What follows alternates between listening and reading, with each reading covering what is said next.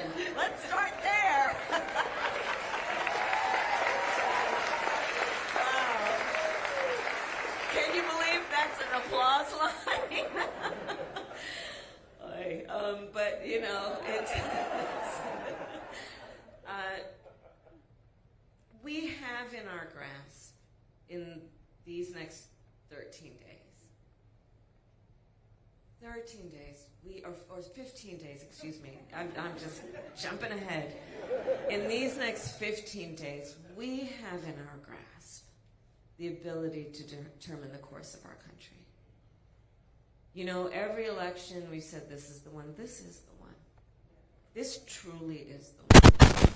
Hey friends, happy Monday. Thanks for joining us for Unscripted on 13 Plus right now.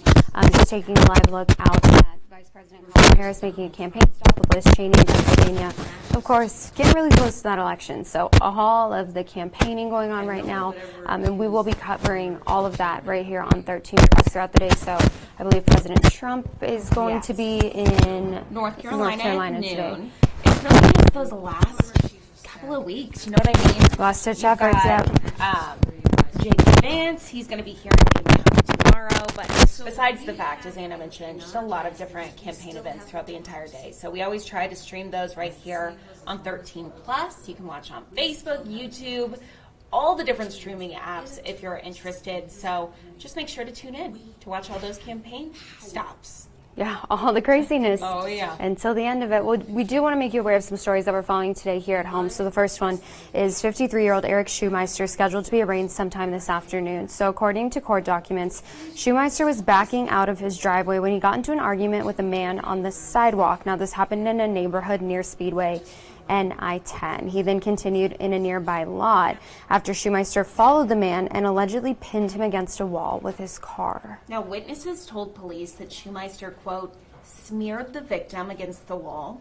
The victim suffered a crushed pelvis and died at a hospital. Schumeister is charged with first-degree murder and is being held at the Pima County Jail. But we do want to let you know of another case happening later this morning. Take a look here. A Pima County suspect accused of killing 37-year-old Ashley Hinostro is set for a case management conference later this morning. So Juan Luis Chaparro was identified in Hinostro's death in September of 2023 after she was found near West Lazy Circle Drive on September 2nd. He's facing 1 count of first-degree murder and 1 count of possession of a deadly weapon by a prohibited possessor. So again, both those stories up on our website. You can look at those anytime you'd like if you head to KOLD.com. And happening today, the man being charged in a deadly shooting on Tucson's South Side is expected in court.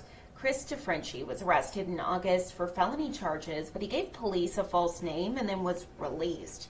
The Pima County Sheriff's Department says he then shot and killed a man before being arrested again. Now, DeFrenchie is accused of killing 36-year-old Santiago Jimenez Herrera. Herrera was found shot in a desert area near South Wilmot Road. DeFrenchie is charged with first-degree murder in this case. And then another court case that's happening today. We know that 2 suspects are expected to be in court. They were involved in the drive-by shooting death of a U of A student. Esteban Garcia and Tavion Beal are 2 out of the 4 suspects in this case. Aaron Jones was killed at an off-campus house party near Fifth Street and Country Club back in April. Now, 3 other people were injured in that shooting, but they did survive. According to court documents, Garcia was driving several individuals to the party so they could attempt to shoot people there in attendance. The other 2 suspects were identified as Marcus Williams and Akeem Alvarez, who were also arrested in June. They are expected to appear in court on November 18th. So a lot of cases going on today. Of course, we'll keep you updated both on air and online. But I think the big story of the weekend was definitely how great it was outside. The weather was just amazing. I know I was running around saying it felt like fall. I was wearing a turtleneck. It was a little excessive, but I was just so excited. Carson all bundled up in her winter gear. Oh my gosh. It was chilly though. It was chilly, especially in the mornings and kind of late evening hours. Yes. You definitely needed a jacket. Yeah, so we're going to go ahead and bring in 13 First Alert meteorologist Mallory Schnell, because it's that fun time of the year where you go outside in the morning and you're all bundled up because it's cold. Yeah. As soon as the sun comes up, though, you're shedding all those layers because the sun makes all the difference. But if you have cloud cover, it still feels cold. Right, yeah. And we're going to have a lot of sunshine today. So we had a morning low of 50 degrees. This afternoon we'll be close to 90. Wow. So That's swing. that is a desert climate right Yeah. there. Yeah, Wow. 40 degrees of warmth throughout the course of the day. So you probably needed that jacket this morning. You will not be needing it by the afternoon. But I will say it would be a great day to hit a patio for lunch if you can, because we're going to have temperatures at lunchtime in the low 80s in Tucson. But take a look at those high temperatures. Lots of red, of course, to kick off the month. Record warmth. We had little yellow bars there. Those are all days where we tied or broke a daily record. There were a lot of them. Fantastic. And then it was so nice over the weekend. 81 on Friday with that system rolling through. It was very windy. We got a little bit of rain, a little bit of mountain snow. 72 on Saturday. That was the coldest day since April. And then 80 yesterday. I hope you were able to soak that all up, because starting tomorrow, record high temperatures back in jeopardy. We've certainly heard that before. Mid to upper 90s for highs. Our record highs are mid-90s, so looking to tie or break more records. Next 7 days, nothing in terms of rainfall. When we have a ridge over us, that keeps us hot, that keeps us dry. So that snowball, I was like, what was it called? Flagstaff, snowball, received on Friday, that is definitely going to melt. As we do heat up, we dry out. Winds, I will say, will stay in check this week, because we are going to have that ridge over us. So that's going to keep us hot, going to keep us dry, going to keep those winds in check. Current conditions still very nice. If you have morning plans, I mean, you can still get a hike in today. Temperatures are in the 50s and 60s, lots of sunshine. Of course, feeling much warmer in the sun compared to the shade this time of year.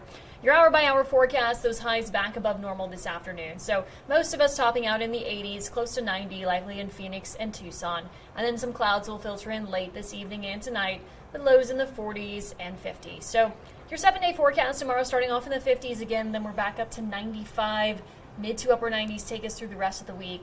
Overnight lows in the 60s. So if we're looking for a pattern change, it does look likely next week yet again. So up and down we go.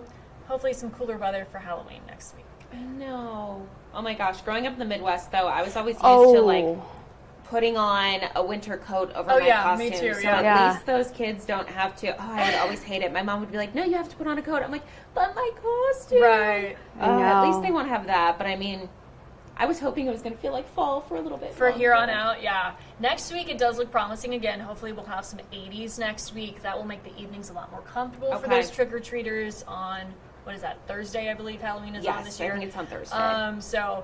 But you know, if you're heading out to Boo at the Zoo or something, still quite warm this weekend. Oh, yeah. So keep that in mind. Okay. Okay, thank you, Mallory. Of course. Well, as we see those overnight temperatures getting a little bit cooler, one thing that it can impact is your car.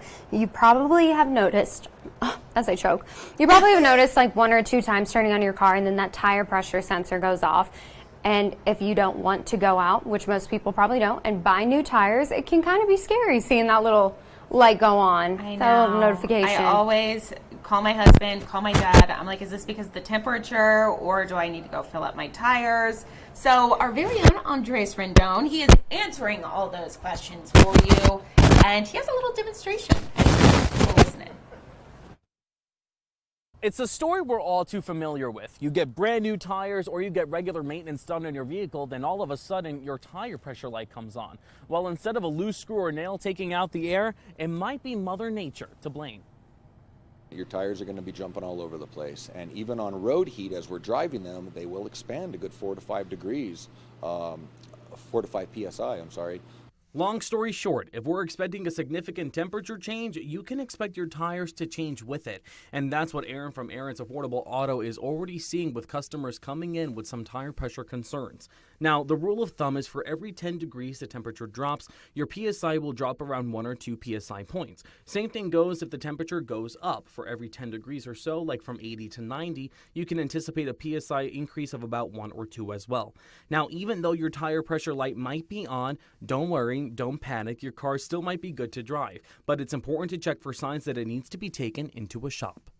If you see a real low bubble, let's call a tow truck and get you somewhere. But if it seems like it might just be a little low, we can get to a Circle K or somewhere where we can get some air in there safely.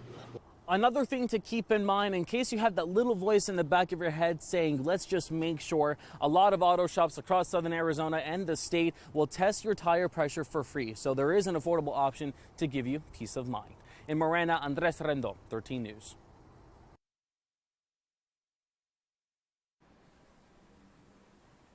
We want to go ahead and bring in our very own Rebecca Taylor, working on a 2-piece series, correct? Yep. The first part runs tonight. And it's something that I think a lot of us probably think about in the back of our heads when we're renting a home or buying a home, but it's kind of the unseen aspect of buying a home, which is mold. And so you have a really interesting story about a woman who moved in and pretty much immediately started experiencing symptoms, correct? That's right, yeah. So mold is really prevalent in southern Arizona. A lot of people don't know that because they think, oh, we're a dry climate. But you know, actually Tucson has a little bit of mold across southern Arizona. So we're actually talking about renters' rights. So we met a woman named Holly Reynoso. She moved from Mesa to Tucson about a month ago, and within a couple weeks started noticing symptoms. She was feeling kind of sick. She had rashes, and it all kind of stemmed from her rental property.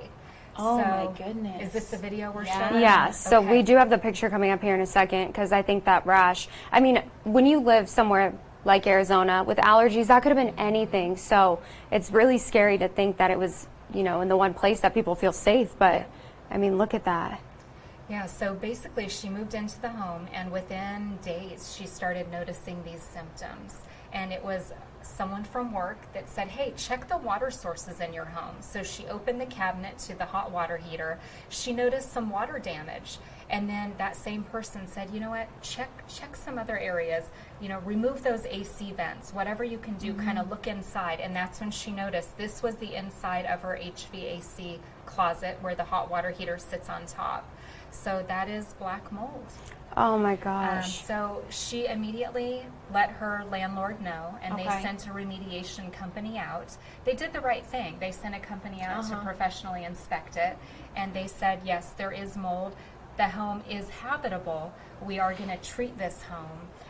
But at that point, Holly, just feeling those symptoms, said, you know, this isn't for me. I don't want to wait for that. I'm going to go ahead and move.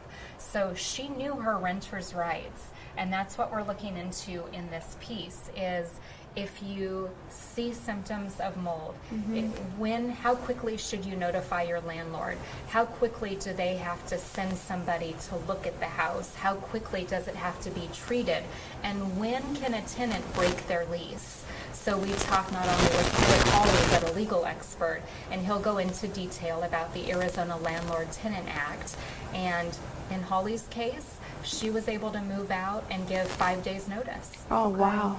Now, one question that kind of comes to my mind, do officials or the lawyer you spoke to say that before you rent a home, you should kind of check all these places, or is it just something we don't really think about? Or should they be checking? That was my question on top of that. Should they have checked that? It's both, and we'll Okay. look into that on part 2, so that will air on Tuesday night on 13 News Live at 6. But you're correct. If you're renting a house, you're going to want to do the walkthrough and bring someone with you so that you can look at the nooks and crannies, look for water damage, look for the start of mold, which is the term mildew. Mildew is often found in bathrooms, and oftentimes that's the start of mold. If you clean the mildew away, but then it comes back, Okay. you know that there's going to be something deeper into the wall. So on Tuesday, we talk with the mold remediation company, and they're going to discuss when you should be concerned, what can be cleaned with do-it-yourself household cleaner that you can find at Walmart, and when you should call an expert. Okay. So Rebecca, one more time, this is airing tonight?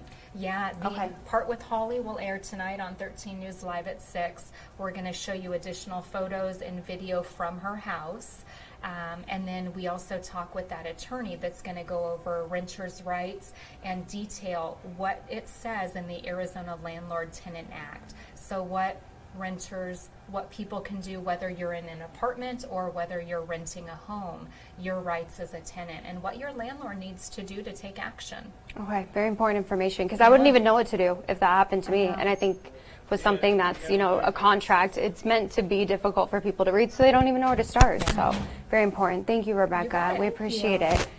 And again, Rebecca said you can catch that story tonight on 13 News Live at 6, and then we'll have her back on here tomorrow to tell you the second part of her story coming up tomorrow here on Unscripted, and then again on 13 News Live at 6. Well, if you're looking for something fun to do, how about a little country music? Exactly. So some good news for those country fans. I know, have you been to the Maverick? I haven't. Okay, the Maverick is so much fun. A lot of people go and perform, country artists there. Yeah. There's line dancing, but David Nail. He's actually coming to Tucson tomorrow night, so I got to sit down with him, talk a little bit more about what people can expect, how people can buy tickets. I asked him about whether or not he's ever been to Tucson, and if he has, whether or not he's tried our amazing Mexican food. Yeah. We talk a little bit about the U of A. He was awesome, such a great guy. But yeah, let's go ahead and listen in. Perfect. Tell us a little bit about your show that's happening at the Maverick.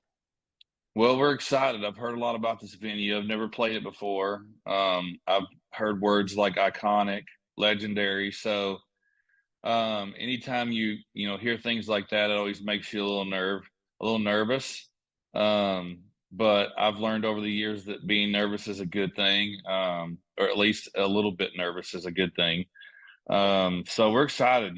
For whatever reason, I feel like we've only been to Tucson a couple of times over the course of the last 15 years I've been on the road. So looking forward to getting back. I'm a huge sports fan, so I'm very familiar with the fine university that y'all have there in Tucson and all of the athletic achievements that they've had. And so anytime I'm in a city like that, I always love going by the campus and swiping some gear and checking everything out. So I feel like I sort of have experienced where it is that we were playing. So I look forward to getting out there. Plus, it's probably going to be a beautiful time of the year. Hopefully it won't be too terribly hot.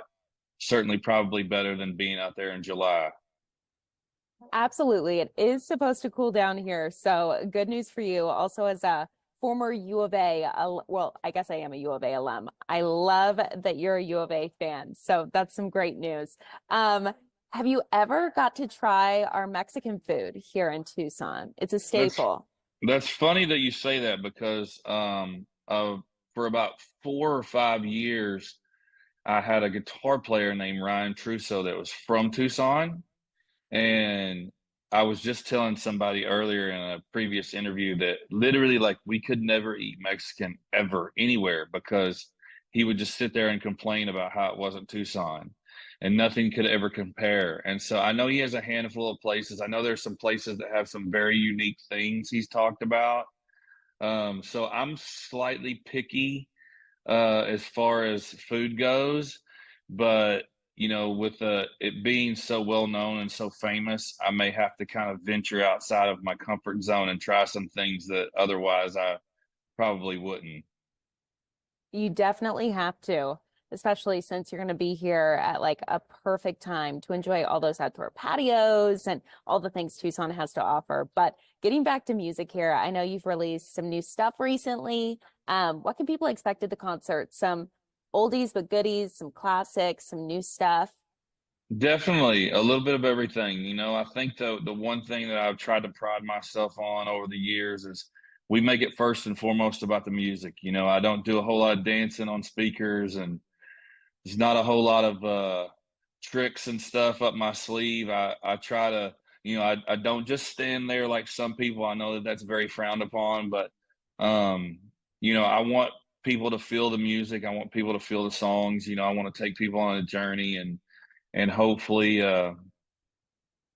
the people obviously, I'll say this during the show, hopefully there's some songs that you'll remember. So there's some songs that you have heard on the radio before. There's probably a whole host of others that they will never have heard, but I think that that's the goal on any live show is, okay, hey, you may know these 4 or 5 songs, but here's 10 other ones that hopefully you leave here enjoying just as much as the others. So it's sort of a challenge every night to go up there and leave people entertained. But I feel like the best thing about my catalog is it's full of songs that I have no issues being inspired to play, and I look forward to playing them every night. And there's usually a line or two in every song that sort of takes me back to back to when I first recorded it or back to a specific show. And so every night's sort of a journey for myself up there, and I hopefully people enjoy it as much as I do, performing them. I bet you they will. Now, any message that you want to give to people who may be coming to the show, looking forward to the show, anything they can expect? I know you just talked about kind of the songs they can expect, but anything else that you just want to add really quick? Well, I mean, I think that people can expect to hear, obviously the songs that have been on the radio, but I've been working on a new record that we started in August, and really this West Coast run is going to be the first time that we really incorporate some of those songs into the set. So it'll be, Tucson could be one of the first people to ever hear some of this stuff, and so I would just encourage everybody to give us a chance. I think people will enjoy the new stuff and definitely enjoy the songs that they're familiar with, and just appreciate those who want to come out and hang out with us and hopefully have some fun. And of course, if you want to watch more live local events, you can do so on Android TV, YouTube TV, Apple TV, Amazon Fire TV, and Roku. We're also talking about how we've just been streaming all the different campaigning events right here on 13 Plus. So throughout the day, we're going to be tuning into different campaign events, different rallies. So make sure to have those notifications up. Yeah, just in case there's a event that you want to catch. I know JD Vance is going to be here tomorrow, but even, some of the different places that they go, I think a lot of people right now are like, who's going to be like the celebrity guest at some of these campaign events? So, yeah, we have you covered for all election questions and all election concerns right here on 13 Plus. So be sure to download our mobile app if you haven't already. In the meantime, we hope that you enjoy your Monday, enjoy some of those cooler temperatures before we warm back up. Thanks so much for joining us here today, and we'll see you back here tomorrow. Have a good one. Have a good one. Thanks for